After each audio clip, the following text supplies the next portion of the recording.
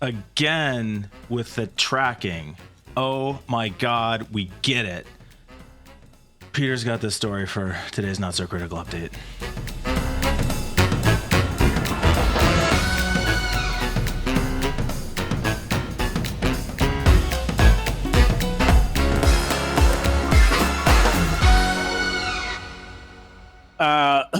Yeah, we've done 6 stories on tracking so far. This is another one that came up this week by one of my favorite journalists who writes for Gizmodo, Shoshana Wardinsky.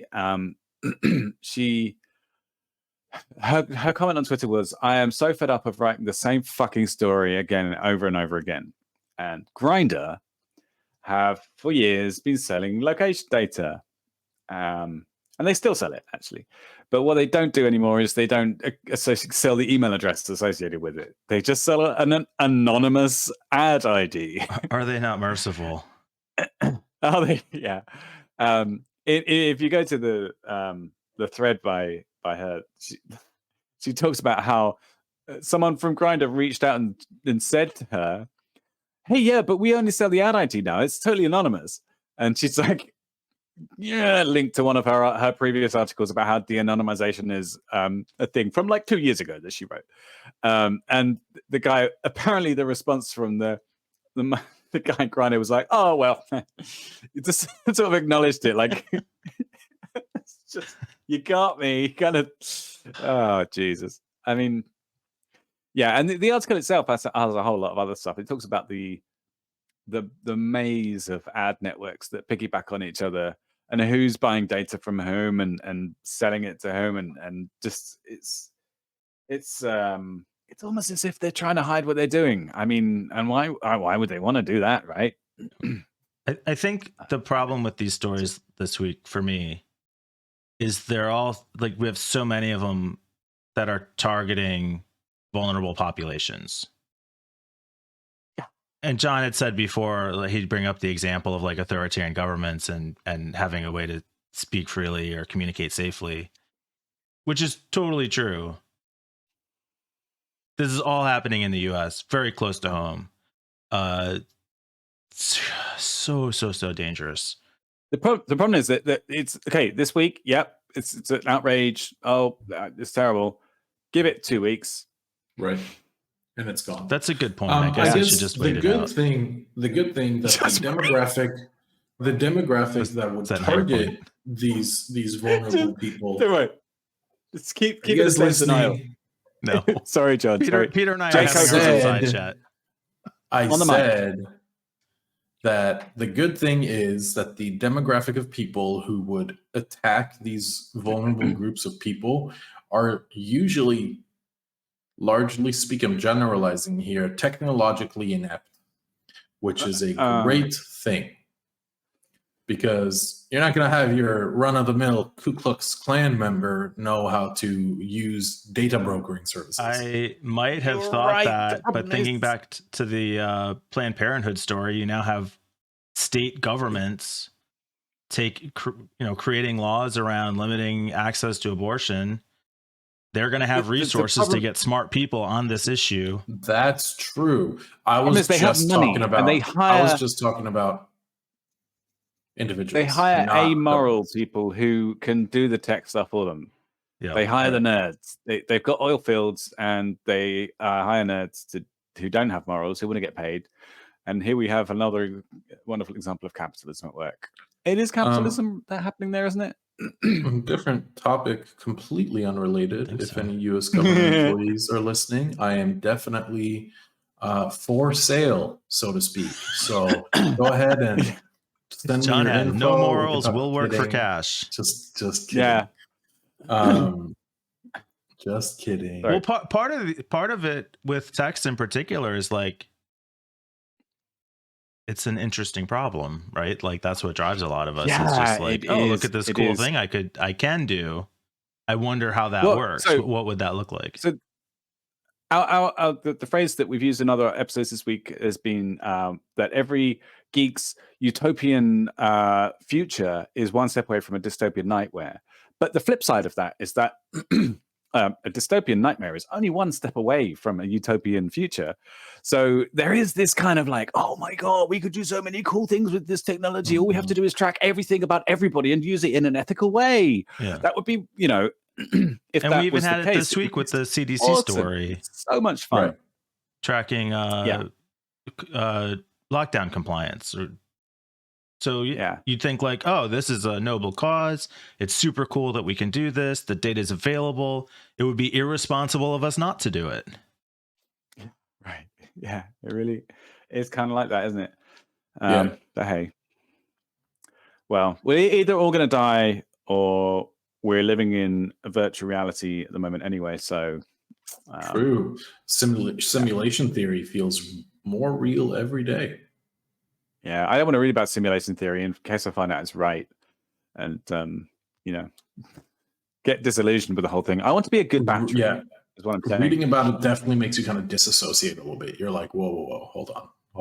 This is making too much sense. Yeah, I need to go watch The Matrix again. I need to be grounded. Yeah. So advice for Mike is just hang on in there, just kind of like write it out. And in a couple of weeks, you will have forgotten all about this horrible stuff, and you'll be back to like, marketing is awesome. Yeah. I need to go log into my Facebook account and just bathe in the data. Like, oh, it's so comforting. Right. I feel so safe. Yeah. So nice and warm here. Go to some websites that you haven't seen before and accept all the cookies. Just go for it, man. Go nuts. Like, you are making me feel better, Peter. Thank you. Go into your history, click the clear cache button, and then close the browser before clicking clear cache. Uninstall ad blockers. The only way do you ever click clear cache? Why would I? The only time I do that is if I have a problem with the site. No, why would you? What are cookies? I eat those things. So it makes it so I don't have to log into a site every time I visit. Why would I do that? Right. Sorry, just one quick thing about the cookies thing. I realized today. So do you know what DNS over HTTPS, right? It's this way of hiding DNS, making DNS packets look as if it's standard web traffic. Peter? DNS is the domain name system. It's how domain names work, like example.com, and all the information associated with them. Thanks for asking, John. And hi, Dad. Good to see you. Great curry the other day, by the way. I really enjoyed Monsi's. So DNS over HTTPS is a way of hiding DNS traffic inside web traffic. And it's a kind of anti-censorship thing because it's purportedly for environments where DNS traffic is monitored and limited and filtered without you having a say-so. And it's actually kind of had the opposite effect, which is a lot of people predicted, which is that it's forced authoritarian regimes to up their game with regards to censorship. So before, they could easily intercept and filter DNS traffic. So you try to go to bad.com or I don't know, some porn site, and in Turkey, they're like, no, we don't like that, and it gets blacklisted. But now that DNS over HTTPS exists, they're like, okay, well, now we have to do proper deep packet inspection, and we have to find another way to censor our agents. So what occurred to me is that the same thing is kind of happening with what we were just talking about. How so? So what do you call it? The data is big. Hang on, sorry. You're gonna have to edit this because did I put you on the spot? I was talking about DOH. Yeah. Oh, God, remind me the specific thing we were talking about just now. Before simulation theory. Oh yeah, right. After simulation theory. Lost it. I forgot. I don't know. We need a transcript of our own fucking thing. I've gone on a tangent on a rabbit hole so far that I've forgotten what I was talking about. As we've done a couple times this week, and on this episode specifically, if you sell an app and you want to sell the usage data, like, I get that, whatever. If your app serves vulnerable populations, like, you just gotta take that trade-off. You can't do it. I'm appealing morality to capitalists though. Like, I have to do it. This is my business model. This is how I'm going to make money. Yeah, but you shouldn't do it. Well, okay, sure, but I'm going to make money doing it, so I'm going to do it. It's just terrible. A terrible, terrible, terrible system. and there's nothing to be done about it except make it all illegal, which the government won't do because they want the tracking. In the morning on Mondays, like before we've had the chance of a week of bad news, is when we should record. Yeah, something positive.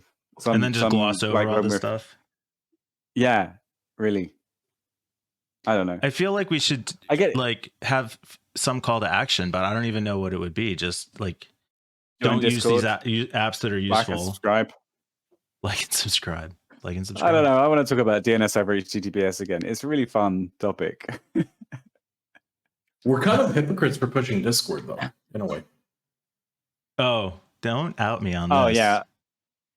Yeah. Although someone talked about Mastodon the other day. They were like, yeah, Mastodon's cracked it. Cracked the key to success is create an artificial barrier to sign up for everybody that wants to join. So you have to choose which server you're on, and nobody knows what the difference is between different servers or instances or whatever they're called. And I personally have gone, okay, I'm not going to bother. And I think that's what most people do. Well, you don't just join Mastodon. I signed up for Mastodon. Human authentication, so we'll be fine. Which server? Which shard or whatever? I don't remember. It was like 5 years ago when it like made original buzz. I tried Mastodon once and it was boring. Yep. I Mastodon so hard the other day that what? Peter. I'm not sure we're talking about the same thing. God damn it.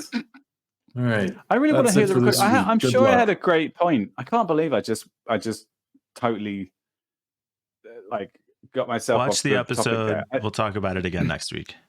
Yeah, I'm going to post in the comments to say, "Oh yeah, that's my point. It was really good." Okay. Okay. Right. Last story of the week. Take it easy, guys. Later. Bye.